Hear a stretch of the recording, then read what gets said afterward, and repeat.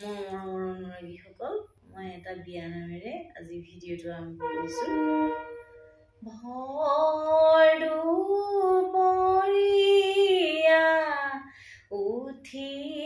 উঠিছিল গৰম কিয়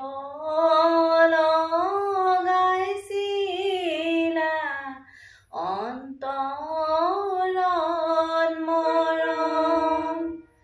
সদায় মই গৈছিলোঁ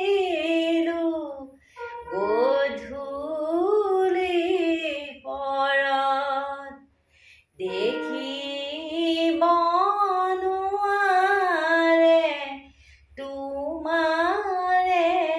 ঘৰত মা